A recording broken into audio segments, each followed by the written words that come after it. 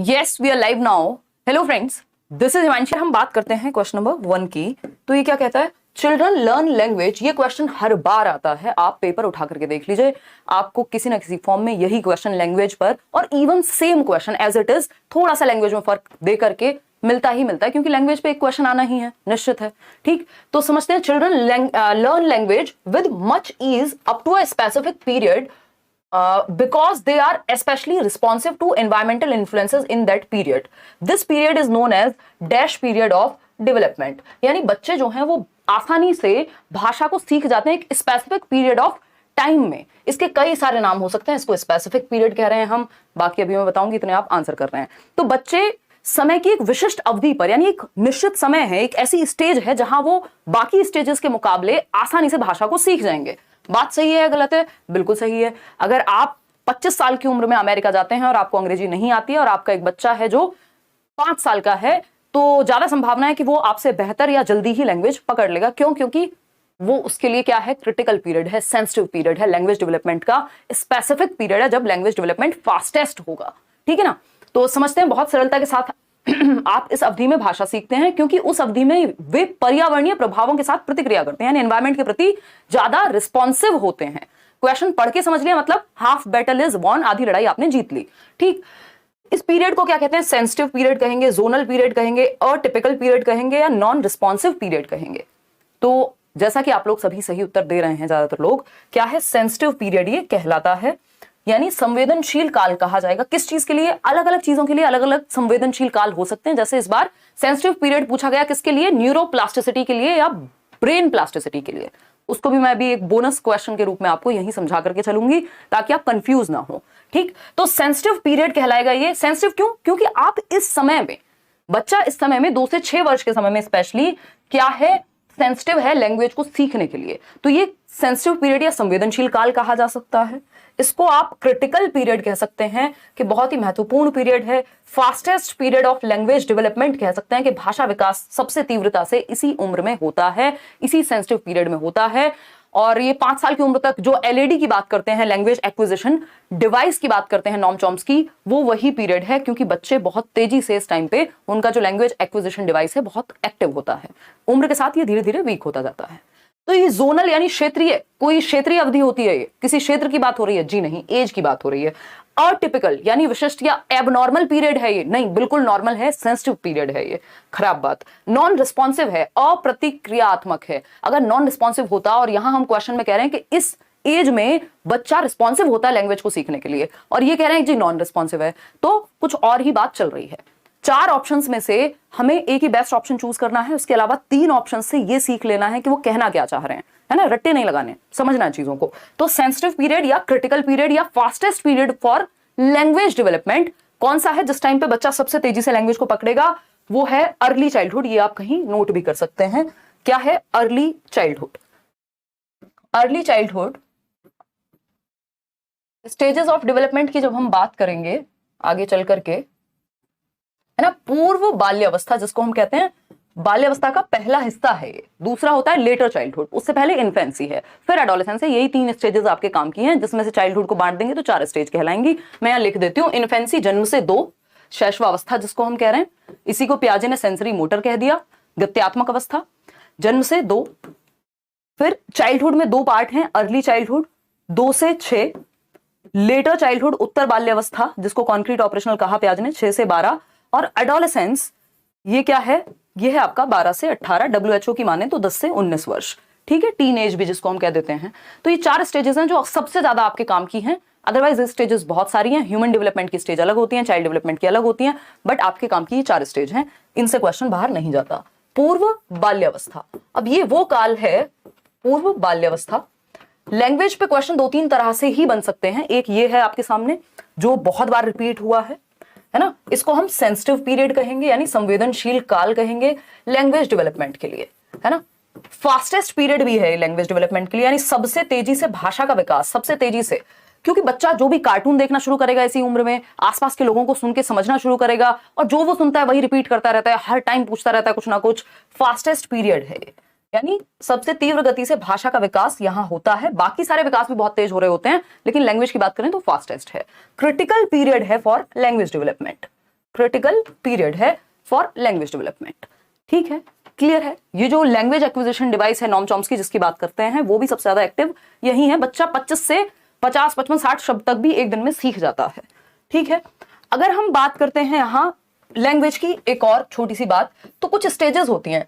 सबसे पहले बच्चा कूइंग शुरू करता है। कूइंग मतलब कूकना, है ना, 6 हफ्ते में चौप टेढ़ी मेढ़ी आवाजें निकालेगा, है ना, जो समझी नहीं जा सकती, बस वो आवाजें निकालना शुरू कर देता है, कूकना शुरू कर देगा, कूइंग। फिर इसके बाद आती है बैबलिंग की स्टेज, बलबलाना कहते हैं इसको। इस टाइम पे जो सिंगल सिलेबल शब्द हैं, जैसे ब, म, प, ये क्या है, सिलेबल्स होते हैं। ठीक, तो ये 6 महीने में ये भी करना वो शुरू कर देगा, 6 मंथ्स।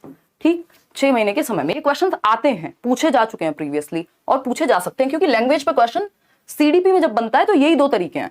या तो ये पूछ लेगा कि कौन सी स्टेज में क्या हो रहा है, कब वो 2 शब्द जोड़ के एक सेंटेंस बनाना शुरू कर देगा, या फिर जो आपसे पूछा गया है, यही 2 तरीके के क्वेश्चन है। तीसरा हद से हद वोकैबुलरी पे क्वेश्चन आ जाता है कि कितना शब्द भंडार होता है। तो ये तीनों टाइप में आपको कवर करके चलूंगी, ताकि आगे आने वाले सेशंस में आप अटके ना जब नए क्वेश्चंस मिले तो।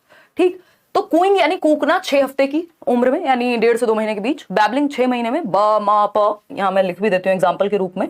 कूकना बस आवाजें निकालना है जिनका कोई मतलब नहीं होता। ठीक, तो फर्स्ट स्टेज हम ये मान के चलते हैं, कई लोग क्राइंग को भी इंक्लूड कर लेते हैं कि जब बच्चा रोता है तो वो भी जन्म के समय, तो वो भी भाषा की एक स्टेज हो गई, बट हम कूइंग से ही शुरू करते हैं। ठीक है, कूइंग हो गया, बैबलिंग हो गया। फिर आती है वन वर्ड स्टेज, बहुत महत्वपूर्ण है, कई बार क्वेश्चन आया हुआ है। वन वर्ड यानी एक शब्द की अवस्था, ये आएगी 1 से 1.5 साल के बीच में, है ना। 1 ईयर हम इसको मान के चलते हैं, जब बच्चा एक शब्द को बोलना शुरू कर पाएगा, जैसे पानी, बाबा, मामा। यहां पे सिर्फ वो सिंगल सिलेबल, जैसे वाटर शब्द है तो वाटर में 2 सिलेबल हैं, एक है वो, दूसरा है टर, तो ये दोनों जोड़ करके नहीं बोल पाता बैबलिंग में, या तो वो बोलेगा या टर बोलेगा। सिंगल सिलेबल शब्दों को ही उच्चारण कर पाता है बैबलिंग की स्टेज में। वन वर्ड स्टेज में वो पूरे शब्द को ठीक से उच्चारित कर पाएगा, यानी प्रोनाउंस कर पाएगा वन वर्ड को, जैसे वाटर हो सकता है, पानी, खाना, व्हाटएवर।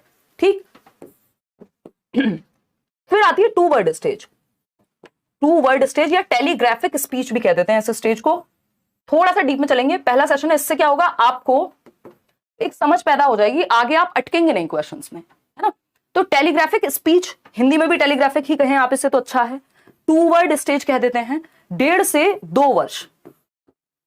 ठीक है, 18 से 24 महीने, इस पे क्वेश्चन आया था 2018 में, उसके बाद भी आई थिंक आया है बहुत बार कि जब बच्चा, वो कौन सी स्टेज है, जब 2 शब्द जोड़ करके एक नया सेंटेंस बनाना शुरू कर देगा। मम्मी, पानी, ये क्या हो गया, सेंटेंस हो गया अपने आप, यहाँ पानी 2, ये सेंटेंस हो गया, 2 शब्द जोड़ के एक नया सेंटेंस बना दिया।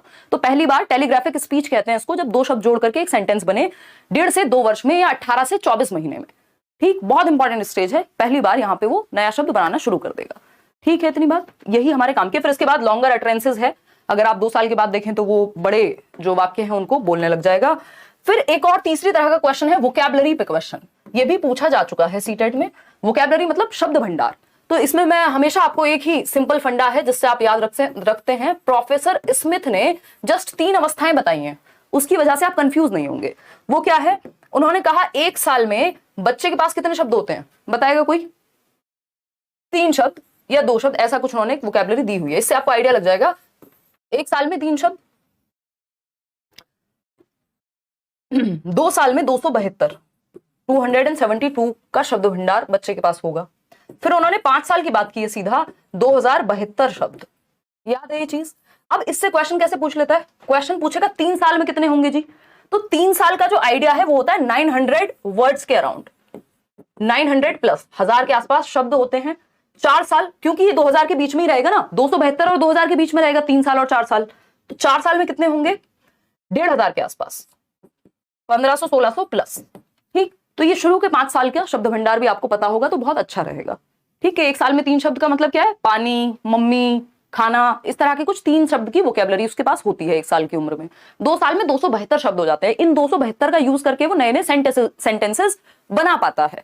फिर आती है 5 साल की बात, तो 5 साल में 2072 वर्ड की वोकैबुलरी है। इसीलिए हम कह रहे हैं कि 2 से 6 वर्ष जो है बहुत ही critical, sensitive, important, fastest period है फॉर लैंग्वेज डेवलपमेंट, भाषा विकास की दृष्टि से। क्योंकि आप देख रहे हैं 272 से 2072 कितने गुना जंप मार गया बच्चा यहाँ पर भाषा को सीखने में, या उसका शब्द भंडार कितना बढ़ चुका है। ठीक है ना, तो 3 वर्ष में 900 प्लस, 4 वर्ष में 1500 1600 प्लस, 5 का आपको पता ही है। तो यही 3 तरीके हैं जिससे क्वेश्चन बन सकता है। ये स्टेजेस वाइज, कितने महीने में कितनी स्टेज, कितना शब्द भंडार, और तीसरा है वो आपका सेंसिटिव पीरियड, फास्टेस्ट, क्रिटिकल। यही 3 तरीके हैं, इन्हीं से लैंग्वेज पे क्वेश्चन बनता है, आते हैं। तो हमने कितने तरीके कवर कर लिए हैं। जो भी लैंग्वेज पे इस तरह का डायरेक्ट क्वेश्चन पूछा जा सकता है, यही नहीं 3 तरीके से पूछा जा सकता है। अब यहां पे दूसरी चीज आपको मुझे समझानी है, जब बात करें लैंग्वेज डेवलपमेंट के सेंसिटिव पीरियड की, यानी भाषा विकास के लिए सबसे महत्वपूर्ण काल, तो हम कह रहे हैं कि भैया अर्ली चाइल्डहुड है, ठीक है ना, सेंसिटिव पीरियड हो गया। अगर कॉग्निटिव डेवलपमेंट के लिए सेंसिटिव पीरियड की बात करें तो पूरा जो टाइम है आपका चाइल्डहुड से लेके एडोलेसेंस तक, एडोलेसेंस मतलब किशोरावस्था, तो वो किशोरावस्था तक हमें पता है कि किशोरावस्था में मैक्सिमम डेवलपमेंट ऑफ इंटेलेक्ट, यानी बुद्धि का सर्वाधिक विकास या मैक्सिमम जो डेवलपमेंट है वो किशोरावस्था में हो जाता है। इसका मतलब इंपॉर्टेंट पीरियड क्या है, हम बॉर्नवीटा का ऐड आता था, आपने सुना होगा, देखा होगा कि 5 साल तक की उम्र तक बच्चे के 90% मस्तिष्क का विकास हो जाता है। यानी वो 5 साल की उम्र से लेकर के या पूरा जो चाइल्डहुड है उससे लेकर के एडोलेसेंस तक ये सेंसिटिव पीरियड है। किसके लिए? दिमाग के डेवलपमेंट के लिए, कॉग्निटिव डेवलपमेंट जिसको हम बोलते हैं, है ना। तो इसी तरह का एक नया टॉपिक इन्होंने साथ में जोड़ दिया इस बार, क्या? ब्रेन प्लास्टिसिटी, या जिसको न्यूरोप्लास्टिसिटी भी कहते हैं। आजकल बहुत चर्चा में है, पिछले 2-3 सालों से नई रिसर्च इस पे बहुत सारी आ रही है कि हमारा जो ब्रेन है वो हमेशा सीखता रह सकता है। तो इससे एक क्वेश्चन आया जिसको हम अभी डिस्कस करेंगे, उससे पहले मैं थोड़ा सा आपको समझा देती हूँ कि कहानी चल क्या रही है ना। नेक्स्ट क्वेश्चन पे जाएंगे, डोंट वरी, पेशेंस रखेंगे, कोई जल्दीबाजी नहीं है, क्योंकि आज का सेशन अगर आप कंप्लीटली देख लेते हैं आपका एक बेस तैयार हो गया। अगर आपने बहुत ज्यादा पहले नहीं भी पढ़ा है तो आपको चीजें समझ में आने में आसानी रहेगी, ठीक है ना। तो न्यूरोप्लास्टिसिटी या ब्रेन प्लास्टिसिटी या मस्तिष्क नमनीयता कह सकते हैं आप इसको। प्लास्टिसिटी का मतलब ये नमनीयता, प्लास्टिक है कोई चीज, प्लास्टिक है मतलब जिसको तोड़ा नहीं जा सकता, इजीली मोल्ड किया जा सकता है, कोई भी शेप दी जा सकती है। तो ब्रेन प्लास्टिसिटी या न्यूरोप्लास्टिसिटी, हमारे ब्रेन में न्यूरॉन्स होते हैं जो कि विस्फोट करते रहते हैं, जिसकी वजह से हमारे न्यूरल पाथवेज बनते हैं। ये थोड़ा अपने आप में मैं एक छोटा सा वीडियो भी कल डाल दूंगी, नया क्वेश्चन है इस बार, तो आप यूट्यूब पे भी पढ़ लेंगे। तो ब्रेन प्लास्टिसिटी का मतलब क्या है? ब्रेन मस्तिष्क नमनीयता, यानी हमारा ब्रेन अनुभव के आधार पर परिवर्तित हो सकता है, यानी एनवायरमेंट के अकॉर्डिंग अडेप्ट करने की क्षमता है हमारे ब्रेन में, और जीवन भर अनुभव के आधार पे हमारा ब्रेन चेंज होता रह सकता है। यही प्लास्टिसिटी है। प्लास्टिसिटी मतलब चेंजेबल है, जो हम डेवलपमेंट के बारे में परसों पढ़ रहे थे कि डेवलपमेंट क्या है? मॉडिफिएबल है, चेंजेबल है, अमेंडेबल है, प्लास्टिक इन नेचर है, यानी परिवर्तन संभव है डेवलपमेंट में। ऐसा नहीं कि परिवर्तन संभव नहीं है, इरिवर्सिबल है, रिवर्स नहीं होगा, लेकिन चेंज तो हो सकता है, मॉडिफाई तो हो सकता है। प्लास्टिसिटी तो होती है ब्रेन में, जिसकी वजह से हम नई नई चीजें सीखते रहते हैं। ये प्लास्टिसिटी सबसे ज्यादा 3 समय पे जो है एक्टिव होती है। आपका जो शुरुआती साल है जीवन के, है ना, बचपन है, हद से हद एडोलेसेंस तक, या फिर कोई इंजरी हो जाए, या फिर तीसरी चीज है जब आप कुछ नया सीखते हैं, आप स्विमिंग सीख रहे हैं, आप रीडिंग सीख रहे हैं, इन सब चीजों से आपके जो न्यूरॉन्स हैं वो विस्फोट करते रहते हैं। Millions and billions of neurons हैं आपके ब्रेन में, जिनकी वजह से आपका दिमाग एक्टिव रहता है। तो नई नई चीजों को सीखने की क्षमता या एनवायरमेंट में अडेप्ट करने की क्षमता, इस पे एक वीडियो में अलग से कल डलवा दूंगी, वो आप देख लीजिएगा। अब क्वेश्चन आता है इससे, अभी हमने बात की थी sensitive period for language development, तो हमें पता है वो है क्या? Early childhood. अब पूछ लिया हमसे, in the field of child development the concept of brain plasticity, यानी ब्रेन, ये बोनस क्वेश्चन है, इस पे मैंने नंबर नहीं डलवाया है क्योंकि इसी से जुड़ा हुआ है। ब्रेन प्लास्टिसिटी की जब हम बात कर रहे हैं, यानी मस्तिष्क नमनीयता की संप्रत्ति की जब हम बात कर रहे हैं, तो इसका मतलब क्या है? ये सजेस्ट क्या करती है? अगेन, अनुभव के आधार पे अडेप्ट करने की क्षमता, चेंज हो सकने की क्षमता ही प्लास्टिसिटी है। ठीक, देखते हैं। Only heredity influences development, not environment, यानी केवल आनुवंशिकता, जीन्स, जेनेटिक मेकअप ही हमारा विकास को प्रभावित करता है। हमारा तो पूरा का पूरा एक टॉपिक है हेरिडिटी एंड एनवायरमेंट। विकास जो है किसका गुणनफल है? हेरिडिटी यानी आनुवंशिकता और वातावरण का, हेरिडिटी एंड एनवायरमेंट का। तो सिर्फ हेरिडिटी थोड़ी कह सकते हैं कि जो हमें जेनेटिक मेकअप से मिल गया, एनवायरमेंट में चाहे खाना दो मत दो, स्कूल भेजो मत भेजो, कोई फर्क नहीं पड़ता, ऐसा नहीं है। ठीक, फिर है B option, development proceeds at same rate among all individuals. देखिए, सेम रेट पे नहीं हो सकता, स्टेज सेम होती है डेवलपमेंट की, डेवलपमेंट के चरण सेम होते हैं, है ना। बाल्यावस्था है तो पूरी दुनिया में बाल्यावस्था उसी उम्र के आसपास रहती है, लेकिन दर तो 2 भाई बहनों की भी सेम नहीं होगी। कोई किसी चीज को जल्दी सीख लेगा, कोई लेट सीखेगा, तो ये तो दोनों ही गलत हो गए। ठीक है, 2 तरीके हैं, या तो हम सही उत्तर को पकड़ लें या फिर गलत को हटा दें अगर हमें सही नहीं पता। तो जिनको ब्रेन प्लास्टिसिटी नहीं भी पता था वो भी इस आंसर तक पहुंच सकते थे एलिमिनेशन मेथड के थ्रू, एलिमिनेट करके जो गलत ऑप्शंस हैं। वो कब पता होंगे आपको? जब आपने बाकी चीजें पढ़ी होंगी। नया कॉन्सेप्ट आ भी जाए तो डरना थोड़ी है, अगर आपने बाकी चीजें पढ़ी हैं आप अपने आप आंसर तक पहुंच जाएंगे। ठीक है ना। तो entire period of childhood and adolescence is a sensitive period of cognitive development. यही बात जब बात sensitive period of cognitive development की आएगी तो हम कहेंगे एडोलेसेंस और चाइल्डहुड जो है बहुत महत्वपूर्ण पीरियड है इस चीज के लिए। जब लैंग्वेज की आएगी तो हम अर्ली चाइल्डहुड की बात करेंगे।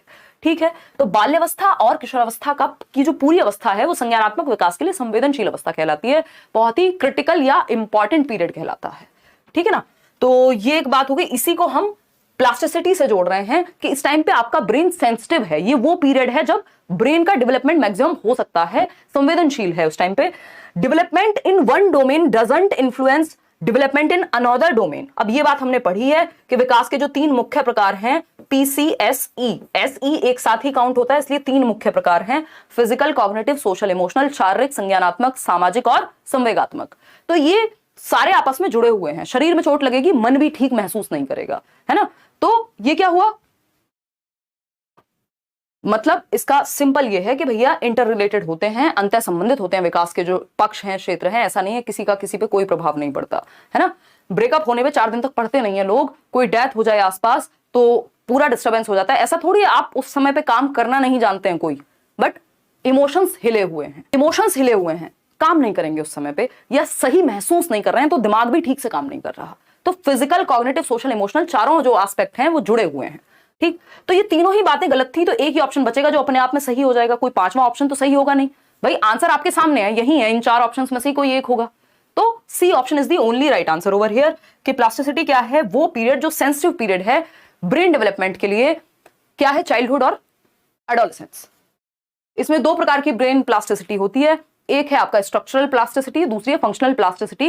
इसमें मैं कल एक वीडियो डलवाऊंगी, तब आपको ये चीज क्लियर हो जाएगी, बहुत लंबी चली जाएगी नहीं तो। ये स्ट्रक्चरल प्लास्टिसिटी है कि जब आप कुछ नया सीखते हैं, कुछ नया करते हैं, अपने दिमाग को चैलेंजिंग टास्क में इन्वॉल्व करते हैं, तो आपका जो स्ट्रक्चर है ब्रेन का वो भी चेंज हो जाता है। जैसे आपने सुना होगा जो लोग मेडिटेशन वगैरह लंबे समय तक करते हैं तो उनका जो आई थिंक एमिगडाला, जिससे स्ट्रेस इंड्यूस होता है, वो वाला जो पार्ट है ब्रेन का वो कम होने लगता है, या तो हिपोकैम्पस या एमिगडाला, इन दोनों में से कोई कम हो जाता है, वो ब्रेन के स्ट्रक्चर में चेंज आ जाता है। तो ये क्या हुआ, ये प्लास्टिसिटी है कि परिवर्तन संभव है। दूसरा है फंक्शनल प्लास्टिसिटी। मान लीजिए चोट लग गई, आप हाथ आपके काम नहीं करते किसी एक्सीडेंट की वजह से, तो लोग आपने सुना होगा जिनके हाथ नहीं है वो पैरों से भी लिखना सीख लेते हैं, या राइट हैंड से लिखते थे, कोई दुर्घटना घट गई, राइट हैंड से नहीं लिख पाएंगे, आपने लेफ्ट से सीख लिया, तो ब्रेन का दूसरा हिस्सा फंक्शनल हो जाता है उस काम को लेकर के। तो ये 2 प्रकार की प्लास्टिसिटी होती है। खैर इस पे एक वीडियो आप अलग से भी देखिएगा। आते हैं क्वेश्चन नंबर 2 पर। A mother notices that one of her twins, एक माँ ये नोटिस करती हैं, इस बात पे ध्यान जाता है उनका कि उनके ट्विंस मतलब 2 बच्चे हैं। ट्विंस भी 2 प्रकार के होते हैं, आपको पता है। एक आइडेंटिकल ट्विंस जो बिल्कुल एक जैसे दिखते हैं, एक सेम जेंडर होगा, और दूसरे होते हैं फ्रेटर्नल ट्विंस जो भाई बहन हो सकते हैं, जबकि आइडेंटिकल ट्विंस या तो भाई भाई होंगे या बहन बहन होंगी। ठीक, तो जो ट्विंस हैं ये मैं आपको रिवाइज कराने के लिए इस चीजें बीच बीच में जोड़ के समझाती हूँ ताकि चीजें कनेक्टेड रहें ब्रेन में। तो ट्विंस हैं, एक मदर ये नोटिस करती है कि उनके 2 बच्चे हैं, जुड़वा बच्चे हैं, उनमें से एक जो है is progressing more quickly in learning to walk, जल्दी चलना सीख रहा है एक बच्चा दूसरे बच्चे के कंपैरिजन में, ठीक, तुलना में। Which principle of development is associated with this variation in learning, विकास का कौन सा सिद्धांत यहां लागू होता है। भाई विकास के कई सारे सिद्धांत है ना, विकास एक बड़ी प्रक्रिया है, तो इसको अच्छे से समझने के लिए कुछ सिद्धांत भी पढ़ते हैं हम। अगर आपने मैराथन वगैरह देखी होगी तो मैंने उसमें समझाया हुआ अच्छे से। ठीक, तो अगर हम बात करते हैं यहां, एक मां ने देखा कि उसका एक जुड़वा बच्चा दूसरे की तुलना में जल्दी से चलना सीख रहा है। अब इसका क्या मतलब है, कौन सा सिद्धांत है। पहला option, development proceeds from head to toe, सिर से पैर की ओर जाता है डेवलपमेंट। विकास जो है, पहले बच्चा सर संभालना सीखेगा, फिर गर्दन, फिर धड़ संभालना सीखेगा, ये सब क्या है, बिल्कुल सही बात है। सेफेलोकॉडल है ये, सेफेल का मतलब होता है खोपड़ी और वहीं से बना है सेफेलोकॉडल। ठीक, बात तो सही है। अब पेडागोजी में ऐसा हो सकता है कि चारों ऑप्शन सही हो, लेकिन वो अपनी अपनी जगह सही है ना। भाई मेरे लिए क्या बेस्ट है, दुनिया में हर इंसान बेस्ट है। आप शादी करने जा रहे हैं, मान लेते हैं, ये एग्जांपल मैं बहुत देती हूँ, आसानी से समझ में आता है ना। दुनिया में हर इंसान बेस्ट है अपने आप में, आपके लिए क्या बेस्ट है या जरूरत किस चीज की है उस समय पे, ये देखोगे ना। तो 4 ऑप्शंस में से जो सही उत्तर होगा वो क्वेश्चन के अकॉर्डिंग बेस्ट होना चाहिए ना, हमें बेस्ट ऑप्शन चाहिए। चारों सही हो सकते हैं पेडागोजी में, ठीक है ना। तो ये अपने आप में सही है, लेकिन क्वेश्चन ने हमसे ये नहीं पूछा, क्वेश्चन ने हमसे कुछ और पूछा है। ठीक, बी ऑप्शन है, development proceeds stage by stage among everyone, यानी विकास जो है वो हर चरण में बढ़ता रहता है। चलो बात तो ठीक है, लेकिन कुछ और पूछ रहे थे। फिर आता है C option, development proceeds at different pace among different individuals, अलग अलग व्यक्तियों में विकास अलग अलग गति से होता है। यही बात जो हमने थोड़ी देर पहले की थी कि गति, pace, rate of development can differ in two individuals, stage same रहती है। देखिए दो चीजें यहाँ पे, एक तो है स्टेज और दूसरा है, ये भी मैं आपको दे दूंगी पीडीएफ जब आपको मिलेगी ना, तो ये भी इंक्लूड करके दे दूंगी। एक चीज है स्टेज, स्टेज यूनिवर्सल होती है। डेवलपमेंट की जो स्टेजेस हैं वो यूनिवर्सल हैं, सार्वभौमिक हैं, चाहे कजाकिस्तान का बच्चा हो, चाहे वो अमेरिका का बच्चा हो, अफगानिस्तान का हो, इंडिया का हो, कहीं दुनिया का कोई बच्चा हो, विकास के चरण सेम रहते हैं। जवान होने से पहले बचपन आता है, ऐसा नहीं होता पहले बुढ़ापा आ गया बाद में आप अडल्ट हुए, वयस्क बने, या बाद में किशोरावस्था आई। एक सीक्वेंस है जो फॉलो होता है, ठीक है ना। तो सार्वभौमिक है, स्टेजेस सबके लिए सेम रहती हैं। क्या रहती हैं? सेम रहती हैं। लेकिन क्या एग्जैक्ट सेम डे पे दो बच्चे चल जाएंगे? कोई जल्दी सीख लेगा कोई चीज, कोई थोड़ा धीमे सीखेगा। तो जो रेट है, यानी चरण तो सेम हो सकते हैं बट दर भिन्न होती है। इसको दूसरे शब्दों में पेस भी कह सकते हैं। विकास की गति भिन्न हो सकती है, जबकि तो गति क्या है? सेम नहीं होगी, नॉट सेम फॉर ऑल, जबकि स्टेज सेम रहेगी। इन दो चीजों में जो लोग कंफ्यूज होते हैं हर साल एक नंबर गवा के आते हैं, क्योंकि एक क्वेश्चन इस पे आता ही आता है। ठीक है जी।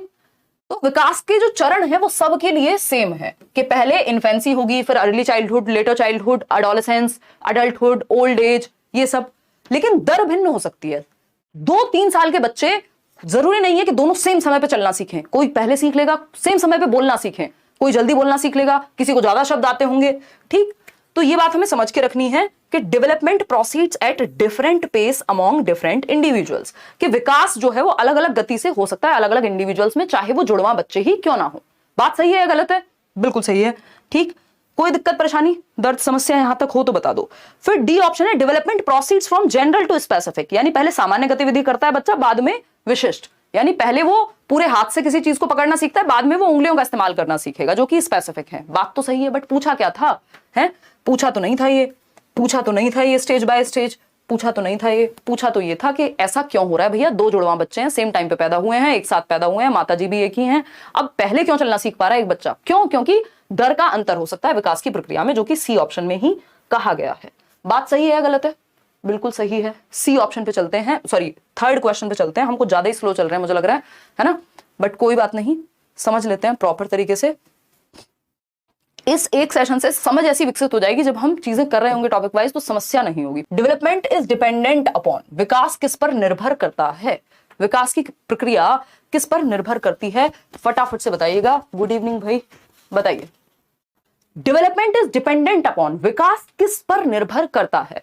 पहला ऑप्शन है जेनेटिक डिस्पोजिशंस पर, आनुवांशिक प्रवृत्तियों पर, यानी जो जीन्स से हमें मिला है, जो हेरिडिटी से हमें मिला है, जो हमारे डीएनए से है। बात तो सही है, उसका रोल होगा, मैच्योरिटी में भी उसका रोल होगा, इंटेलिजेंस पे भी आपकी उसका प्रभाव पड़ेगा। बात सही है गलत है? बिल्कुल सही है ना। देखो शब्दों में नहीं फंसना, वो यहां से ना पकड़ के कान यहां से पकड़ेगा, कभी बीच से पकड़ेगा, यानी लैंग्वेज का खेल होता है। टॉपिक वही है, सिलेबस सेम है इतने सालों से। सोशियो कल्चरल प्रैक्टिसेस, सामाजिक सांस्कृतिक प्रथाओं का भी प्रभाव पड़ता है। जिस समाज और संस्कृति में आप रहते हैं, उस समाज और संस्कृति का आपके विकास की प्रक्रिया पर प्रभाव पड़ता है, ऐसा वाइगॉस्की भी कहते हैं, ऐसा ज्यादातर लोग मानते ही हैं। ठीक, वातावरण के एनवायरमेंट दो तरह के होते हैं, एक होता है फिजिकल एनवायरमेंट, दूसरा होता है सोशल एनवायरमेंट। फिजिकल एनवायरमेंट क्या है? भौतिक एनवायरमेंट, पेड़ पौधे, जलवायु, अग्नि, आकाश, वॉटएवर जो भी आप कहना चाहें। तो एनवायरमेंट दो प्रकार का है। अगर हम यहां पेडागोजी में देखें तो एनवायरमेंट किस तरह का है? दो मुख्य प्रकार हैं एनवायरमेंट के। वो क्या है? ये कहीं लिखा नहीं मिलेगा, ये आपको एक्सपीरियंस से बताया जा रहा है।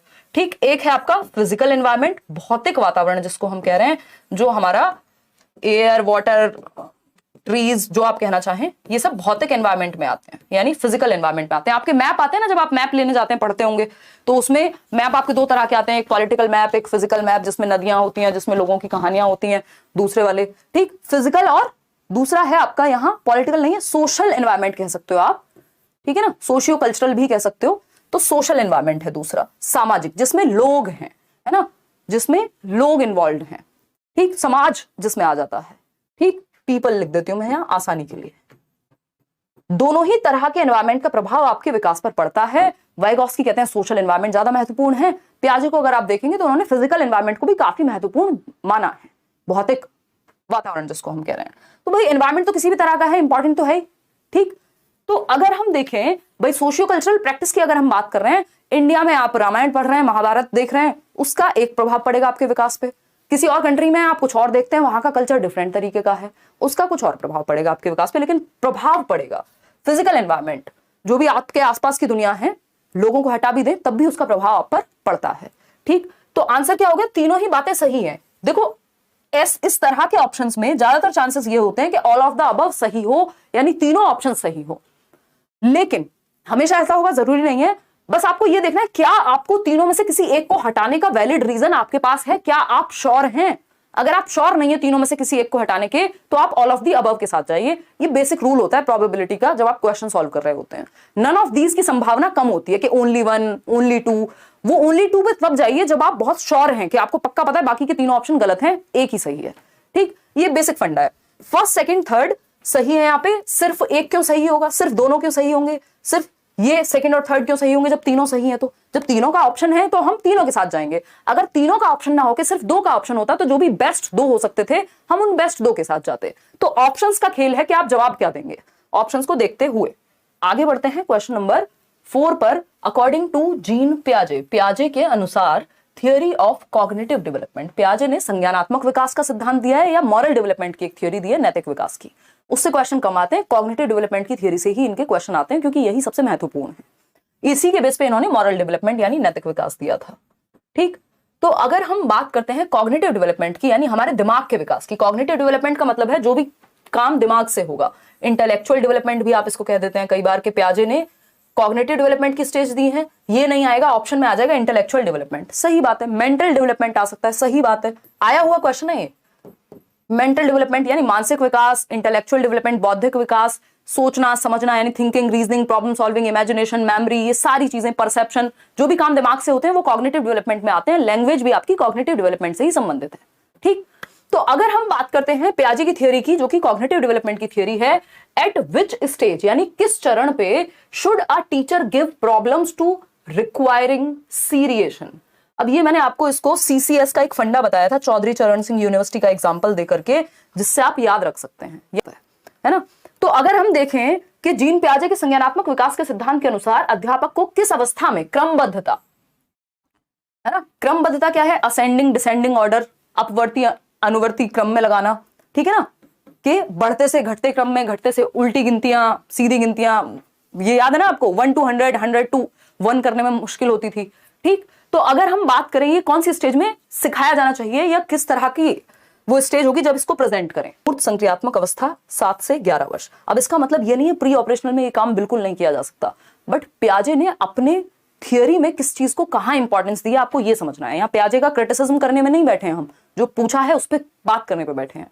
ठीक, तो 7 से 11 वर्ष में कॉन्क्रीट ऑपरेशनल में 3 चीजें आती हैं, सीसीएस से याद रख सकते हैं। सीसीएस क्या है भाई? चौधरी चरण सिंह यूनिवर्सिटी नहीं है ये। सीसीएस कॉन्क्रीट, सी से ही शुरू होता है, मूर्त संक्रियात्मक। इस अवस्था में 3 चीजें आती हैं, 3 विशेषताएं जागृत होती हैं। वो कौन सी हैं 3 सीसीएस के नाम पे? एक है आपकी, बताओ फटाफट से, बताना चाहेगा कोई? किसी को नहीं पता, अब छोड़ दिया उन्होंने। ठीक, और सीरिएशन क्रमबद्धता, छोटे से बड़े क्रम में लगाना, बड़े से छोटे क्रम में लगाना, है ना, और कंजर्वेशन संरक्षण, जिसको हम कहते हैं कि बच्चा ये समझने लगता है कि बर्तन की शेप और साइज चेंज करने पे क्वांटिटी चेंज नहीं होगी। ये 200 ml पानी मैं इस मग में डालूं, मैं इस मग में डालूं जो कि डल नहीं पाएगा, है ना, बराबर ही होगा, चाहे दिखने में ये दोनों अलग हों। ये कंजर्वेशन है, संरक्षण है। तीसरी चीज है क्लासिफिकेशन। आप लोग बिल्कुल सही लिखना शुरू कर चुके हैं, यानी जब आप क्लासिफाई, वर्गीकरण सीख जाते हैं। वर्गीकरण क्या है? मुझे पता है भैया ये ट्राइंगल की शेप है तो इसको एक साथ रखूं, ये सर्कल है तो एक तरफ जाएगा, ये स्क्वायर है तो एक तरफ जाएगा, तो स्क्वायर को स्क्वायर के साथ, ट्राइंगल को ट्राइंगल के साथ, कलर के आधार पे या दिखने के आधार पे आप अलग अलग वर्गीकृत कर पाते हैं, क्लासिफाई कर पाते हैं चीजों को। तो ये 3 क्षमताएं आती हैं आपके अंदर, कंजर्वेशन, क्लासिफिकेशन, सीरिएशन, 7 से 11 वर्ष की उम्र में। ठीक, ये ध्यान रखना है, सीधा क्वेश्चन बनेगा। आते हैं नेक्स्ट क्वेश्चन की तरफ। अभी इनकी एज पे भी एक क्वेश्चन पूछ ही लेता है। नंबर 5 है, as per gene Piaget's theory, यानी पियाजे की थियरी की माने तो individuals strive to achieve the state of dash through assimilation and accommodation, यानी पियाजे के सिद्धांत के अनुसार व्यक्ति आत्मसातीकरण और समंजन के बीच, इसको आप एसिमिलेशन, आत्मसातीकरण और क्या कहेंगे, समायोजन के बीच बैलेंस स्ट्राइव करने की कोशिश करता है। व्यक्ति बैलेंस क्रिएट, संतुलन बनाने की कोशिश करता है। उस संतुलन को क्या कहते हैं? सालों से हम डिस्कस ही ऐसे करते आए हैं कि संतुलन क्या कहलाता है? इक्विलिब्रेशन कहलाता है। सबसे आसान क्वेश्चन है ये, क्या है ये? संतुलन यानी इक्विलिब्रेशन, इक्विलिब्रियम वाली जो बात करते हैं हम, इसको ही जो हल है वो होम्योस्टैसिस कहते हैं। खैर ये कहानी आपके सीटेट से बाहर की है, तो आप इतना ही समझिए, इक्विलिब्रेशन मतलब बैलेंस, इक्वल करना एक तरह से, ठीक है ना, बराबर। तो अभी आएंगे इस पे डिसइक्विलिब्रियम, तो यहाँ पे इक्वल ना होने वाली स्थिति है, ठीक। परसेप्शन हमें पता है, हमारे 5 सेंसेस हमारे ब्रेन तक जो इंफॉर्मेशन पहुंचाते हैं वो एक इमेज में क्रिएट होती है जिसको परसेप्शन कहते हैं। मिसकॉन्सेप्शन तो गलत धारणा या भ्रम हो गई, ठीक है ना। जैसे कई लोग भ्रमित रहते हैं, उनको लगता है पढ़ने की क्या जरूरत है, सीधा पेपर दे आएंगे अक्कड़ बक्कड़ बम्बे बो करके, है ना।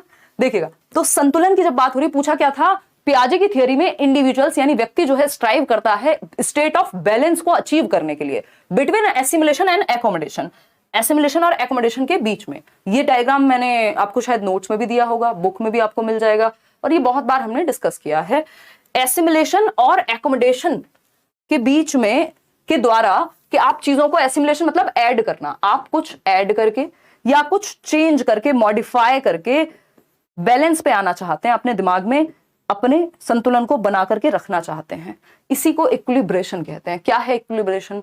आपके दिमाग में है कि जो आपका एरोप्लेन होता है, या मान लीजिए बर्ड है, तो बर्ड के बारे में आपने सुना है कि बर्ड होती है, उड़ती है, उसके 2 पंख होते हैं, तो ये आपने एसिमिलेट किया हुआ है। मतलब जब आपने अगली बार बर्ड को देखा तो आपने कहा अरे बर्ड है, तो इसका मतलब आपके दिमाग में जो है और दुनिया में जो है वो दोनों बैलेंस में है। The thing which is in your brain and in the outside world, दोनों क्या है? बैलेंस में है ना, इक्वालिटी में है। इसी को संतुलन कह रहे हैं। अगर जो आपने देखा, मान लीजिए आपने देखा एक एरोप्लेन को और आपने उसको बर्ड कह दिया, और किसी ने कहा बेटा ये बर्ड नहीं है, ये है एरोप्लेन। अब आपको पता नहीं एरोप्लेन क्या होता है, नई सिचुएशन आ गई ना, तो ये डिसइक्विलिब्रियम हो जाएगा, आपके दिमाग में असंतुलन हो जाएगा। अब आपको नहीं पता ये क्या है, और हमारा ब्रेन चाहता है कि हम बैलेंस में रहें, तो आप एकोमोडेट करेंगे, अपनी इंफॉर्मेशन को चेंज करेंगे, ब्रेन में मॉडिफाई करेंगे, एडजस्ट करेंगे, अडेप्ट करेंगे, जिससे कि आप फिर से बैलेंस में आ जाएंगे। तो यही चलता रहता है, आप चीजें ऐड करते हैं, बैलेंस में आ जाते हैं। नई सिचुएशन आती है, या तो पुरानी सिचुएशन से मैच कर जाएगा, अगर गलत कोई इंफॉर्मेशन है तो डिसबैलेंस हो जाएगी चीज। डिसबैलेंस को ठीक करने के लिए एकोमोडेशन का यूज किया जाता है। फिर कोई और नई सिचुएशन आएगी, आप एसिमिलेट कर लेंगे। ऐसे ही हमारा स्कीमा या मेंटल स्ट्रक्चर, जो मानसिक हमारी संरचनाएं हैं, वो क्या होती रहती हैं? अपडेट होती रहती हैं। स्कीमा क्या है? जो भी आपके ब्रेन में चीजें भरी हुई हैं, आपकी पूरी मेमोरी, आपकी जो भी समझ है, जो आपकी प्रीवियस नॉलेज है, जिसके आधार पे आप ये कह पा रहे हैं ये पेन है, जिसके आधार पे आप ये पढ़ पा रहे हैं, क्योंकि आपके ब्रेन में एक स्कीमा बना हुआ है, एक मेंटल स्ट्रक्चर, मानसिक संरचना बनी हुई है, जो अपडेट होती है एसिमिलेशन और एकोमोडेशन के माध्यम से। एसिमिलेशन मतलब आत्मसातीकरण और एकोमोडेशन मतलब समायोजन, ठीक है। आते हैं नेक्स्ट क्वेश्चन, क्वेश्चन नंबर 6 देखिएगा। क्वेश्चन नंबर 6 एक 6 साल का बच्चा है, मनीष, आप में से भी होगा कोई ना कोई, बट 6 साल का नहीं होगा आई बिलीव, ठीक। तो मनीष, अ 6-year-old बॉय, एक 6 साल का बच्चा Manish, tends to see the world and the experiences of others from his view point only. बहुत अच्छा क्वेश्चन है। यानी मनीष 6 साल का है और वो पूरी दुनिया को अपनी नजर से देखता है। कई लोग 16 साल में भी यही करते रहते हैं और 26 में भी ऐसे ही रहते हैं, वो दुनिया को अपनी ही नजर से देखते हैं बस, ठीक। तो वो जो अनुभव करता है पूरी दुनिया को या अपने वर्ल्ड में, वो अपने ही व्यू पॉइंट को लगाता रहता है हर जगह। And fails to consider others view points, दूसरों के पर्सपेक्टिव को, उनके परिप्रेक्ष्य को समझ नहीं पाता, ठीक है ना। अब यहां पर ये क्या है, ये क्या रिप्रेजेंट करेगा? ये कंजर्वेशन है पियाजे के अकॉर्डिंग। भाई पियाजे पे एक ही पेपर में 4 क्वेश्चन, ये ऑफलाइन एग्जाम में नहीं होता था, ये ऑनलाइन एग्जाम में होने लग गया कि एक पेपर में 4-4 क्वेश्चन डायरेक्ट 30 नंबर में से पियाजे पे। पहले ये टोटल मिला के 4 बनते थे कि 2 क्वेश्चन सीडीपी में पूछ लिए, या एक सीडीपी में पूछ लिया, एक हिंदी पेडागोजी में पूछ लिया, एक इंग्लिश में पूछ लिया, कभी कभी मैथ्स में भी पूछ लेता है। लेकिन ये जो नई कहानी है कि एक पेपर में प्याजे भर रहे हैं तो प्याजे ही भर दिया, 3-4 क्वेश्चन में देख रही हूँ वाइगॉस्की पे, तो ये और इंपॉर्टेंट हो गया। पहले नहीं तो हम ये मान के चलते थे, जैसे मैं आपको सिलेबस में भी बताती हूँ कि ये 3 से 4 नंबर का टॉपिक है, तो इस केस में इन्होंने डेवलपमेंट के क्वेश्चन कम कर दिए ये वाले सेट में। तो अब आपको सब कुछ बराबरी से पढ़ना है, अच्छे से पढ़ना है, पता नहीं है किस टॉपिक से कितने क्वेश्चन दे दें। ऑनलाइन में इनका थोड़ा सा हिल गया है मुझे लगता है, देखिएगा एक बार। तो कंजर्वेशन यानी संरक्षण, ईगो सेंट्रिज्म, ये हमें पता है अहम केंद्रता है। ये तो रिवर्सिबल थिंकिंग होता है, पलट के देख पाना चीजों को, आप 1 से 100 की भी काउंटिंग कर पा रहे हैं, 100 से 1 की भी कर पा रहे हैं, ये रिवर्सिबल है, ठीक। साइंटिफिक रीजनिंग, भाई जो व्यक्ति साइंटिफिक रीजनिंग लगाएगा, जो लॉजिक लगाएगा, वो दूसरे के परिप्रेक्ष्य को क्यों नहीं समझेगा? तो ये तो गलत बात हो गई। रिवर्सिबल थिंकिंग की भी यहां बात नहीं हो रही है, बट कुछ हद तक रिवर्सिबल थिंकिंग इसमें जिम्मेदार होती है, ठीक, फिर आता है कंजर्वेशन। कंजर्वेशन अलग ही कहानी है कि शेप और साइज के बदलने से क्वांटिटी सेम रहती है। 200 ml पानी है तो उसको बाल्टी में डालो, ट्रक में डालो, रोड पे फैला दो, व्हाटएवर, वो 200 ml ही रहेगा। किसी भी बर्तन की शेप या साइज बदलने से वो 200 ml चेंज नहीं हो जाएगा। वॉल्यूम सेम रहता है, शेप और साइज के बदलने से वॉल्यूम में या मात्रा में अंतर नहीं होता। ठीक, बी ऑप्शन यानी ईगोसेंट्रिज्म यानी आत्म केंद्रीयता, ये बात बिल्कुल सही है। जब आप ईगो सेंट्रिक होते हैं, मतलब ईगो का मतलब यहां आय से है, जब आपका पूरा फोकस खुद पे ही रहता है, आप दूसरे का पर्सपेक्टिव नहीं समझ पाते, इसी को हम क्या कह रहे हैं, इसी को हम कहते हैं ईगो सेंट्रिक होना। कि बच्चा जो है, पिताजी आए ऑफिस से और पिताजी को आज निकाल दिया गया नौकरी से, भगवान न करे ऐसा हो, बट हो सकता है। तो अब पिताजी का मूड खराब है, बॉस से डांट खा के आए। बच्चे को बढ़िया, मैंने कहा था आपसे कार लाने को, कार तो लेके नहीं आए, वो पूरा लेट लेट के रोएगा कि मैंने कहा था कार लेके आनी थी, कार लेके आनी थी, है ना। वो उसको पता ही नहीं क्या चल रहा है, तो वो दूसरे के पर्सपेक्टिव को समझने के लिए असक्षम है उस समय पे। उसे लगता है अगर डोरेमोन पसंद है और आपने ये कह दिया कि यार डोरेमोन तो कितना खराब है, ये पागल सा, कह के देखो आप बच्चे को, वो पूरा गुस्से में आ जाएगा। ऐसे कैसे कह सकते हो यार मेरा डोरेमोन है, या कोई फेवरेट एक्टर है उनका, या कोई हीरोइन है, या फिर व्हाटएवर एक्ट्रेस है बेसिकली। तो जो भी उनको पसंद है वो दूसरा पर्सपेक्टिव नहीं देख पाते। वो ये नहीं कहेंगे भाई तेरी बात भी सही है मेरी भी सही है, ऐसा कुछ नहीं है। वो कहेगा जो मैं कह रहा हूं वही सही है। तो ये ईगो सेंट्रिज्म है, ये अहम केंद्रिता है, बच्चे को दूसरे का पर्सपेक्टिव समझ में नहीं आता। सिंपल बात, अभी आएंगे इसको और अच्छे से समझेंगे। एक माउंटेन एक्सपेरिमेंट है जो प्याजे ने किया था बच्चों के साथ, उनके 3 बच्चे भी थे, उन पे भी एक्सपेरिमेंट्स किए, बट वो हमारा बिजनेस नहीं है अभी के लिए। ईगो सेंट्रिज्म यानी आत्मकेंद्रिता, माउंटेन एक्सपेरिमेंट यानी पहाड़ का एक्सपेरिमेंट। ऐसे उन्होंने बहुत सारे एक्सपेरिमेंट किए हुए हैं अलग अलग, ईगो सेंट्रिज्म को समझाने के लिए, एसिमिलेशन को समझाने के लिए। माउंटेन एक्सपेरिमेंट, पहाड़ का प्रयोग कह सकते हो आप इसको। ठीक, एक बच्चा है जिसको, और ये कब से कब तक होता है ये आपको पता होना चाहिए, ये लिमिटेशन है, मैं यहां लिख भी देती हूं, ये लिमिटेशन है किसके बीच की। इस पे भी क्वेश्चन आता है और ये घुमा देता है, इसमें बहुत गलतियां करते हैं लोग, क्योंकि रट्टे लगाने होते हैं तो हम लगा लेते हैं, लेकिन समझने में थोड़ा दिमाग खर्च होता है और अच्छा टीचर भी लगता है। Limitations of pre operational stage. Pre operational बताया आपको, प्याजे की सेकंड स्टेज है, अभी मैं बता देती हूं याद करने का तरीका। प्री ऑपरेशनल यानी पूर्व संक्रियात्मक अवस्था। अच्छा, एक और काम, जल्दी में नहीं रहना है सीखते समय। आप मूवी देखते हैं, आप 3 घंटे की पूरी मूवी देख लेते हैं। आप बातें करते हैं किसी से 10 मिनट के लिए, आप फोन पे 1 घंटा बात कर लेते हैं। जब आप पढ़ने आते हैं आप सोचते हैं वीडियो को 2x पे चला दूं, और अगर मेरी वीडियो आपने 2x पे चला दी तो वो 4x के बराबर है, क्योंकि मेरी खुद की स्पीड 2x है। ठीक है ना। तो इस केस में ये करना है कि जब आप पढ़ रहे हैं, तो चाहे कुछ भी हो, आप लेट्स लर्न से पढ़ रहे हो, कहीं और से पढ़ रहे हो, खुद से पढ़ रहे हो, जल्दीबाजी में नहीं पढ़ना। लर्निंग क्या है, ग्रेजुअल प्रोसेस है, धीरे धीरे होगी। तो पूरा टाइम देके पढ़ना, ये नहीं अरे टाइम वेस्ट हो रहा है यार, थोड़ा जल्दी बता दो। कहां की जल्दी है भाई, सीखने का समय नहीं है, नौकरी कहां से मिल जाएगी फिर। ठीक, लिमिटेशंस ऑफ प्री ऑपरेशनल, ताकि चीजें दिमाग में लगे। आप 2 घंटे का वीडियो 1 घंटे में देख लेंगे 2x पे, बट वो किसी काम का नहीं है अनटिल अनलेस आपने वो चीज पहले से ना पढ़ रखी हो, रिवीजन के लिए देखा हो, क्योंकि वो दिमाग में टिकेगी नहीं ना। फिर धीरे धीरे होती है लर्निंग, नहीं तो एक दिन में सिलेबस खत्म कर दे, रोज पढ़ने की क्या जरूरत। तो limitations of pre operational stage, प्याजे की प्री ऑपरेशनल स्टेज, जिसको हम 2 से 7 वर्ष मानते हैं, 2 to 7 years ऑफ एज। प्याजे की 4 स्टेजेस हैं जिनको याद रखने का सिंपल फंडा मैंने आपको बताया हुआ है। सम पीपल कांट फोकस, यानी कुछ लोगों का ध्यान लगता ही नहीं है। S for some people, C for can't focus. ठीक, ये फंडा है basically.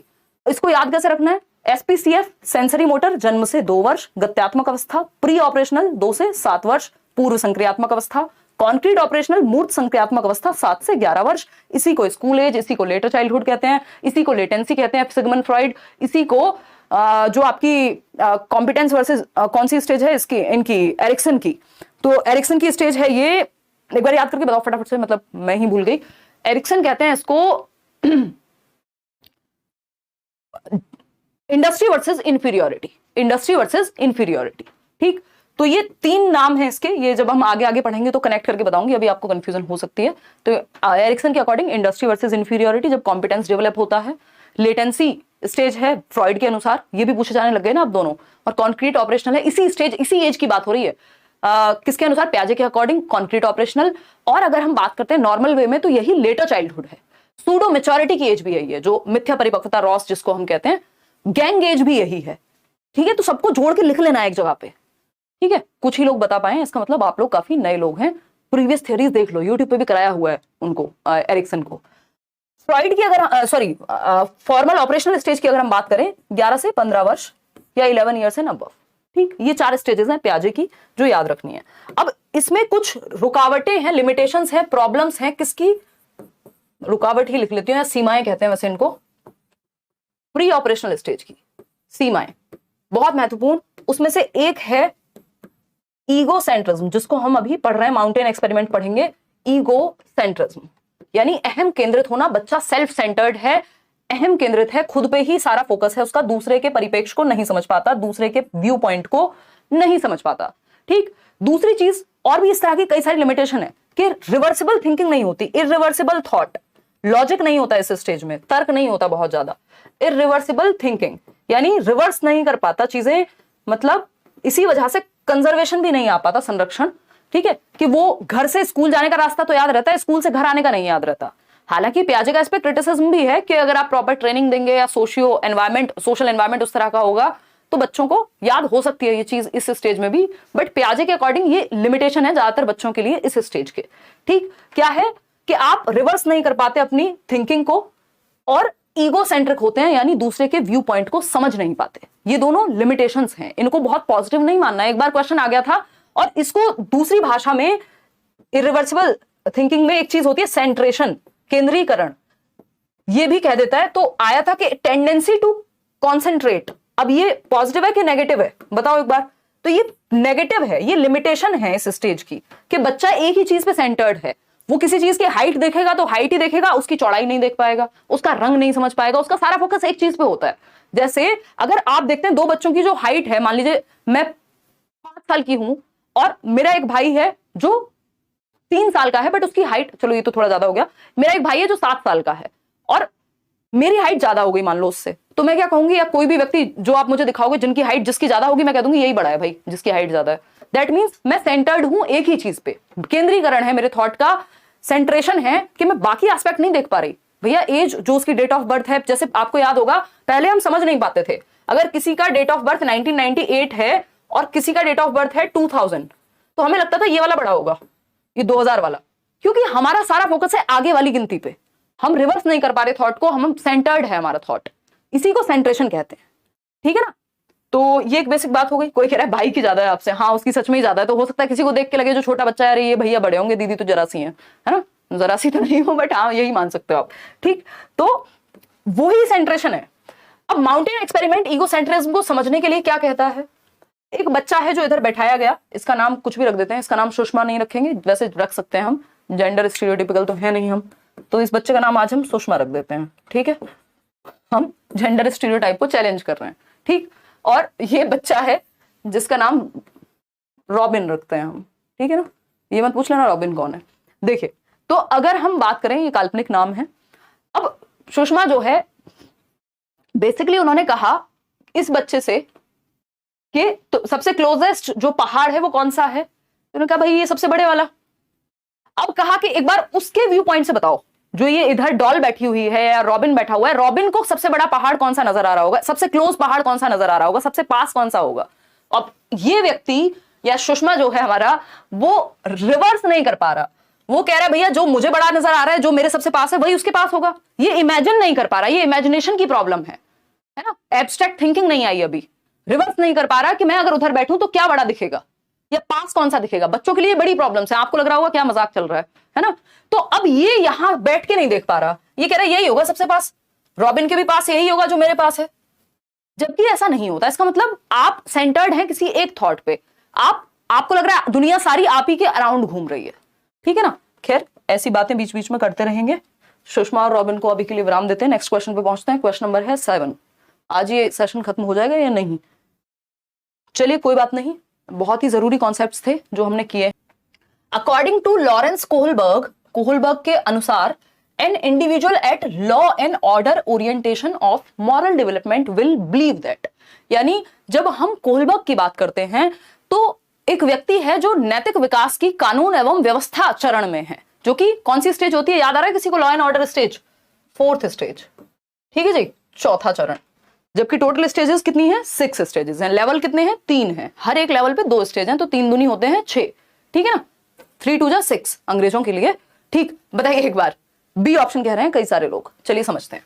Laws and rules must be obeyed to please others, but ये तो good boy good girl orientation होता है। जब मुझे दूसरों के सामने अच्छा बन के दिखाना है तो मैं रूल्स को मान रही हूँ। क्यों? क्योंकि पापा कहेंगे अरे हमारी बेटी तो बिल्कुल स्पीड लिमिट में बाइक चलाती है। देख रहे हो, जेंडर नॉन स्टीरियोटाइपिंग एग्जांपल्स दे रही हूं मैं आपको, ये नहीं कह रही बेटा बाइक चलाता है, ठीक है। तो अगर हम बात करें laws and rules must be obeyed to please others, तो ये good boy good girl orientation है, जब आप अच्छा दिखने के लिए कोई काम कर रहे हैं। और जब पिताजी ना देख रहे हो, पिताजी पीछे ना बैठे हो, तो वही बेटी जो है लिटा लिटा के बाइक चलाती है ना, रिकमेंडेड नहीं है। अभी एक न्यूज आई थी, बहुत खतरनाक होती है ओवर स्पीडिंग।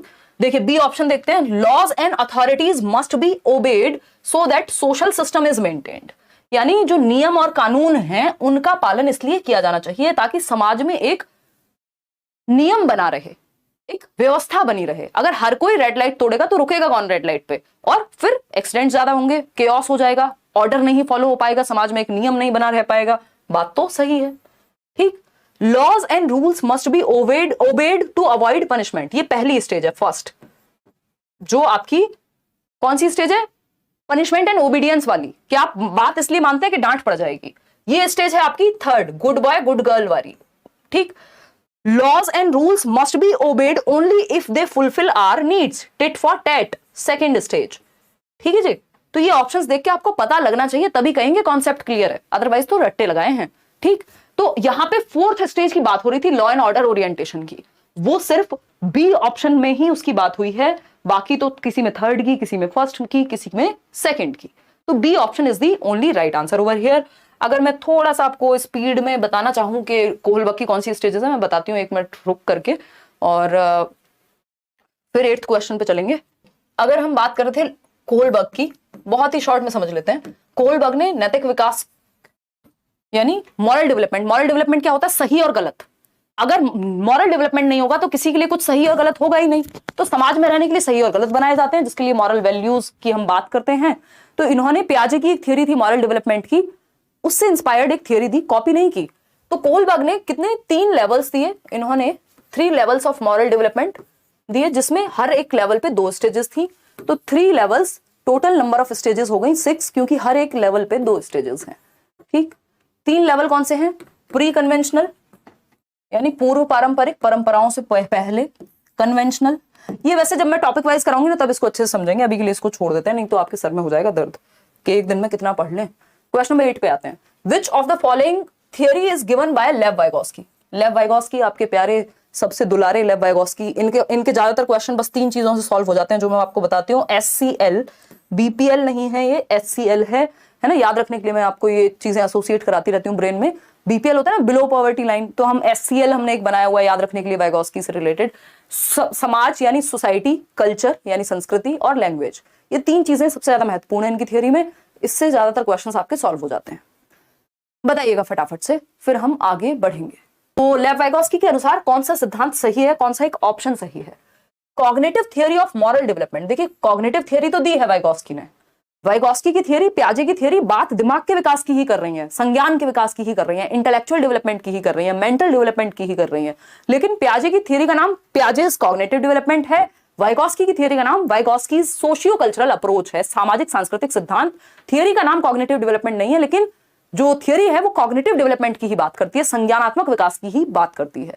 तो मॉरल डेवलपमेंट की बात इन्होंने नहीं की, कॉग्निटिव डेवलपमेंट की है ना। ये तो फिर पियाजे या कोहलबर्ग की तरफ चला जाता है answer. Psychodynamic theory of personality development, psychodynamic लिखा हो यानी मनोगत्यात्मकवाद, साइकोसेक्सुअल लिखा हो है ना, साइको एनालिसिस लिखा हो, ये तीनों ही शब्द सिगमंड फ्रॉइड की ओर इशारा करते हैं। जिन्होंने सीटेट के बाद वाले बैच पढ़े हैं उनको ये बात पता होगी, ठीक। Socio cultural theory of cognitive development, ये है वाइगोस्की, बिल्कुल सही बात। सोसाइटी, कल्चर, लैंग्वेज, इन 3 में से ही आंसर मिल जाता है। सामाजिक सांस्कृतिक सिद्धांत, ये कह रहे हैं एज वेज से फर्क नहीं पड़ता भैया, ये 7 से 11, 2 से 6 जो पियाजे कर रहे थे, ये कह रहे हैं जिस समाज और संस्कृति में आप रहते हैं, आपका अपने आसपास के लोगों के साथ इंटरेक्शन कैसा है, कैसे लोगों में आप उठते और बैठते हैं, उससे आपकी समझ निर्धारित होगी। अगर वाइगोस्की की माने तो मैं आपके साथ यहाँ खड़ी हुई हूँ, अदरवाइज मैं आप में से कई लोगों से एज में छोटी हूँ, ठीक। लेकिन ये कहते हैं भैया एज से फर्क नहीं पड़ता, आपका जो इंटरेक्शन है उससे फर्क पड़ेगा कि आपका कॉग्निटिव डेवलपमेंट कैसा होगा। डेवलपमेंटल थियरी ऑफ अटैचमेंट, ये जॉन बॉल्बी की थियरी है, आपके सिलेबस से बाहर है, ठीक। तो संज्ञानात्मक विकास का सामाजिक सांस्कृतिक सिद्धांत, इसको दिया है वाइगोस्की ने। आगे बढ़ेंगे क्वेश्चन नंबर 9 पर, देखेंगे फटाफट से।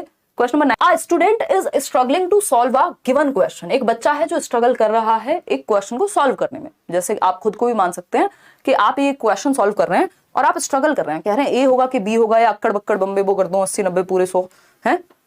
ओके, तो अगर हम बात करें यहां पर, तो as per Lev Vygotsky in this situation our teacher should, क्या करना चाहिए टीचर को जब बच्चा अटक रहा हो किसी प्रश्न को हल करने में, उसको चुनौती महसूस हो रही है, वो ठीक से सॉल्व नहीं कर पा रहा।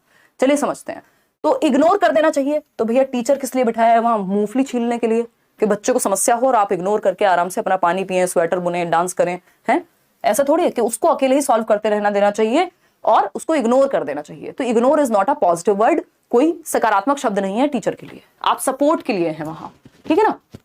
देखिए नेक्स्ट है B option, give hints and cues to students regarding next move, यानी विद्यार्थी को अगले कदम के लिए संकेत या इशारे के द्वारा थोड़ा सा हिंट देना चाहिए ताकि उसको पता लगे कि वो नेक्स्ट स्टेप में कैसे जाए, जहां वो अटक रहा है उसके नेक्स्ट स्टेप के लिए क्या कर देना चाहिए, बच्चे को थोड़ा सा हिंट देना चाहिए।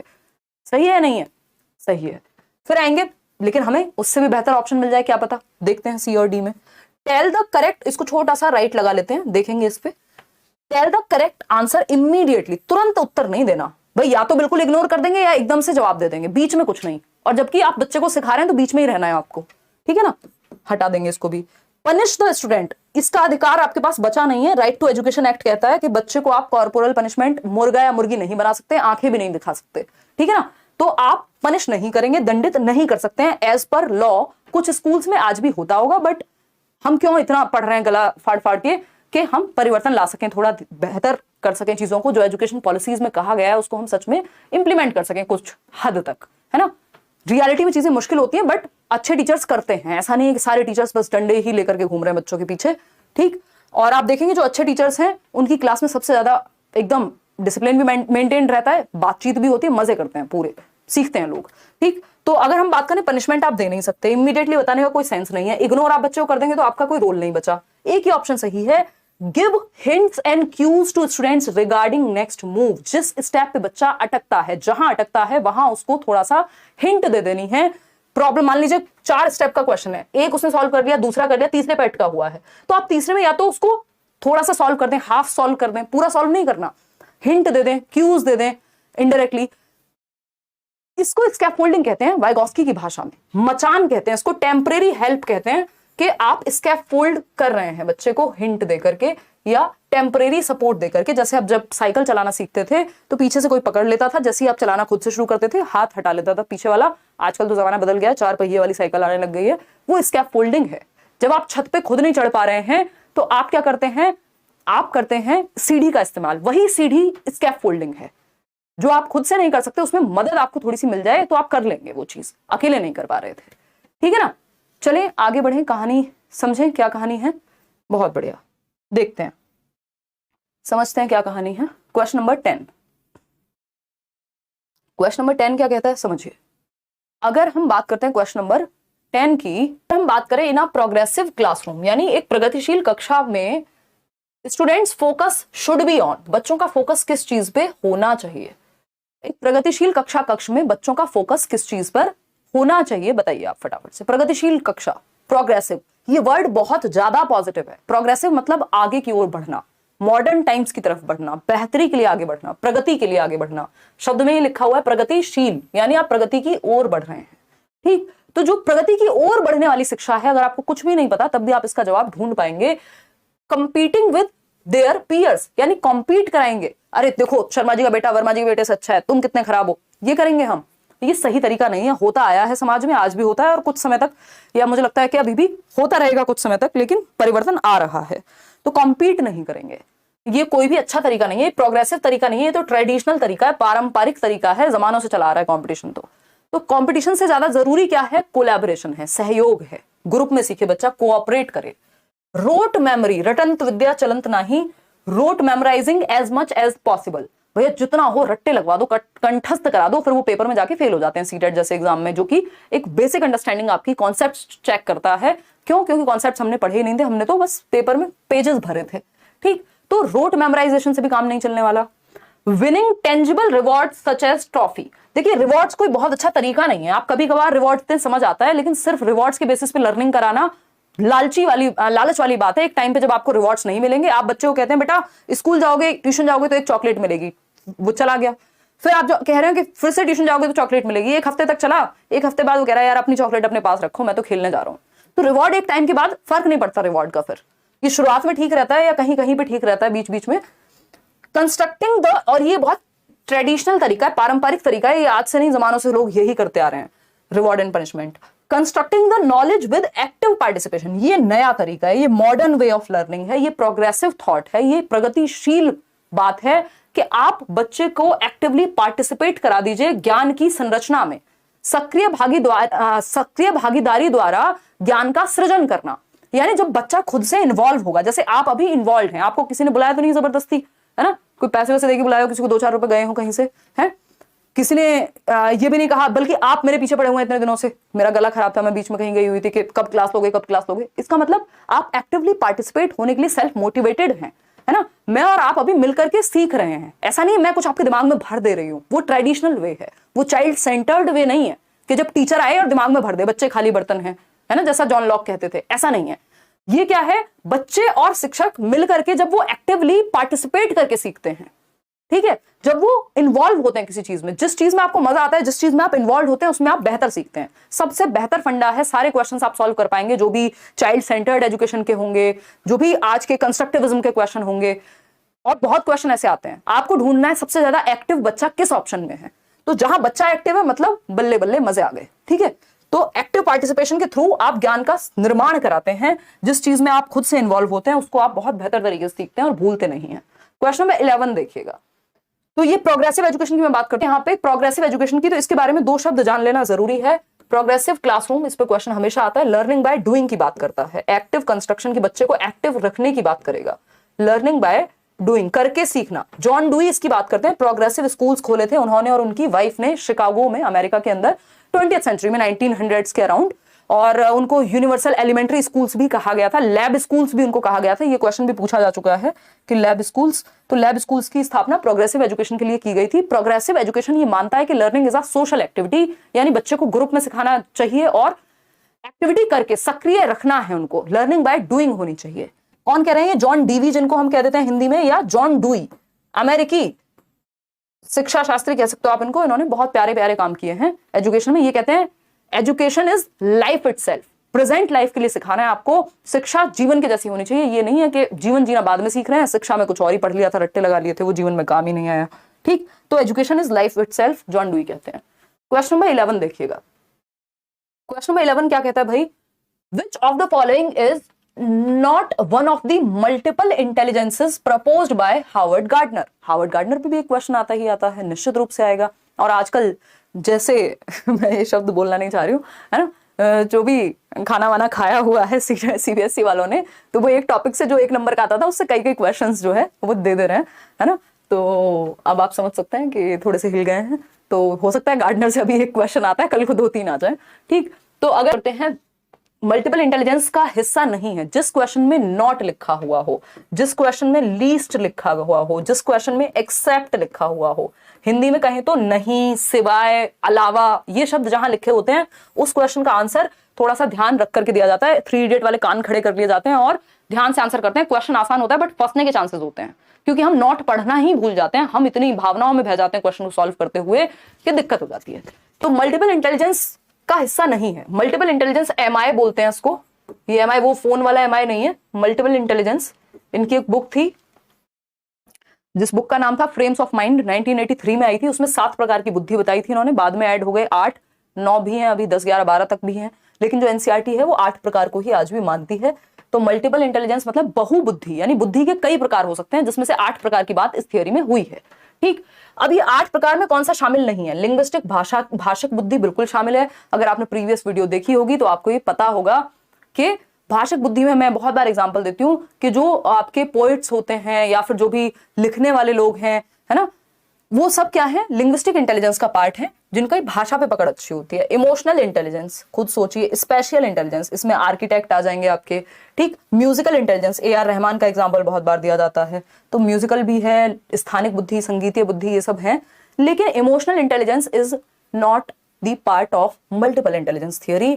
इमोशनल इंटेलिजेंस अपने आप में एक अलग कॉन्सेप्ट है, जिसपे एक बुक भी है, भावनात्मक बुद्धि या इमोशनल इंटेलिजेंस, जो कि डेनियल गोलमैन ने उस बुक का नाम दिया है। और आई थिंक जॉन मेयर करके एक व्यक्ति हैं, मेयर एंड सेवॉय करके व्यक्ति थे, 1990s में ये येल यूनिवर्सिटी के प्रोफेसर थे, जिन्होंने पहली बार इस कॉन्सेप्ट को दिया था, इमोशनल इंटेलिजेंस को, कि जिन लोगों का इमोशंस पे कंट्रोल होता है, अपनी भावनाओं पे नियंत्रण होता है, उनके प्रति वो अवेयर होते हैं, यानी इमोशनल अवेयरनेस होती है, इमोशनल मैनेजमेंट होता है, कंट्रोल करना जानते हैं, दिशा देना जानते हैं इमोशंस को, वो इमोशनली इंटेलिजेंट हैं।